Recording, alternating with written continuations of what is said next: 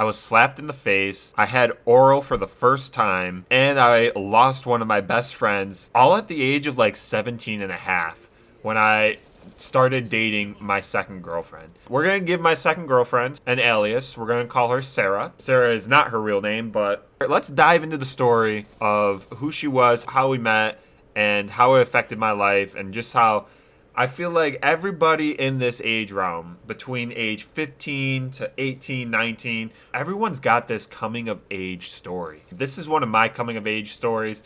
This is just me figuring out what it's like to be an adult as a teenager. So Sarah, she was a cool girl. We matched on a 16, 17-year-old Tinder dating app, and she was the second girlfriend that I had. I remember our first date consisted of me and my friend both going over to her house, and she had a friend over, and it was almost like a double date, but not really a double date because the two friends weren't trying to date each other. They were just there to hang out for moral support because everybody was scared to meet up because this was literally over 10 years ago at this point. It was June of 2015. Things were a little bit different. I think online dating wasn't quite as common, and people were just more nervous to meet up. Plus, we're all like little teenagers not knowing what the hell is going on. We all came to meet up with each other. We ended up getting goldfish, going to Target, getting food, and then hanging out on her back deck. All I remember was it was like kind of a stale interaction. And at the end, we all went inside and hung out like on the couch. Nothing too monumentous happened. We were just breaking the barrier of knowing each other. Fast forward a couple weeks, we hang out a couple more times. And she was the first girl that I actually asked out. Now, prior to this girlfriend, I had one other one. That girlfriend actually asked me out. She wanted to go to prom or ball with me. And so I had never asked someone out, taken the initiative to do that. And now I'm 17 in here. And I'm going to be completely honest. I never had like a makeout session before this girl. A couple times seeing each other. You got all those teenage hormones. Bam, we start making out. We start having good times. This was the first time in my life where I genuinely became a little reckless. Growing up, I was a good kid. I followed the rules. I got good grades in school. I played hockey. I did karate, and I was a very by the books. Let me try to apply myself best way possible in everything. But once I had this girlfriend, it was my junior year summer vacation. So this is like one of my last vacations. I became a little reckless. I just got my license. I was tasting that taste of freedom. And I remember quite often I would pick up Sarah and we would do really dumb things in the car. I would drive around at night with no lights on. I would highly recommend not doing that because that is just straight up unsafe. But for me, it was like an adrenaline thrill. I felt like an adrenaline junkie chasing a high for absolutely no reason other than putting me and her in danger. And also, I feel like everyone's kind of done this at some point in time. You, the driver, if you're driving, all you do is you use the gas pedal and then you have your passenger steer. And for some reason, I thought that was like the most edgy, most adrenaline-inducing thing. And I would boast and brag in my journal about how I did that with Sarah and how fun it was and how great it felt. All this to say, this is a story of first. This is me doing things I've never done before. And let me get into the backstory of what my sexual experience was at age 17. Let's normalize the fact of not finding porn, not engaging with it, and not viewing it. Because I felt like such an outsider that I wouldn't watch porn. I would feel guilty for watching porn or like thinking about watching porn. Like I remember growing up, right? So this is like the early 2000s. We would have like a laptop, my mom would, and there would be advertisements on the side where it'd be like single women in your area looking for a good night. And then it would show explicit images of women. And I remember to this day feeling guilty like seeing those images because I was like, oh, she didn't want me to see that. That was wrong. That was meant for someone else. And so porn never really interested me until after I had my first sexual experience. And then I was like, now I know why people watch this. But up until 17, I watched porn maybe one time with a friend. And that was just to be able to say, oh, I have, because I felt like such an outsider not doing it. But at age 17, with said girlfriend Sarah, you won't believe what happened. All right. So you have 17 years of not watching anything, not even ejaculating, masturbating, doing orgasming. I didn't even know what an orgasm was at 17, right? I was so illiterate in this department. It's kind of strange, especially considering I grew up in the time of the internet. Like, I don't mean to date myself this much. The internet was still around when I was growing up, right? It's not what it is now. It wasn't social media infested, but the internet was around. So I'm 17, we're hanging out a lot, and when it's time to get Einstein, if you know what I mean, it gets a little nerve-wracking. But this relationship, I got it. You can hold your applause. I know. Hopefully it happens to you guys too. It's a great feeling.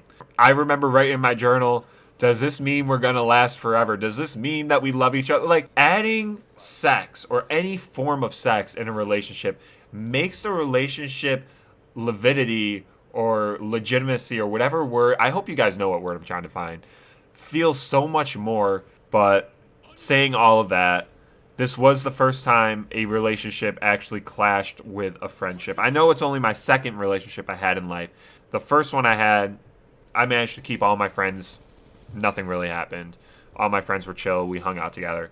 This relationship intertwined my friendship so much that I feel like my friend took side with my ex-girlfriend, and I lost friendship. And then also my ex-girlfriend would do stuff that would irritate the friendship with my friend, and it would just be messed up. And I actually have a journal entry I would like to read to you. This is from August 28th, 2015. I got home and I just knew I didn't want to be with Sarah anymore. I started writing this breakup letter. I thought it was genius. Get a few more cuddle days and one last big momentous day for her birthday. I started writing, and it was all coming so quickly and naturally. This must be the right thing to do. A few minutes in, Sarah calls and tells me it's okay to chill and we should hang out with my friend tonight. Okay, cool. I'm down for that. I go grab Sarah, and immediately she starts bitching about stuff my friend has said to her. It's tough to work for hours, do something for school, and then listen to your ex complain about your best friend. So I was a little mad from the start. She changed plans with going to my friends, so now we go back to my place. I start picking up my room. She stays glued to her phone for a bit, and then out of the blue says, I guess we're going over to your friends. Excuse you? Are you driving? Are you really going to have me go to my friends after you already changed plans? Needless to say, we went over. And that was the fatal mistake in the night. My friend was pissed, and I couldn't make him not mad at me. My ex wasn't doing much. Pizza was offered to us as soon as we walked through the door, and I felt terrible. My ex was putting a bad rep for me at my best friend's house. We were all in the basement just trying to talk, trying to keep everyone entertained.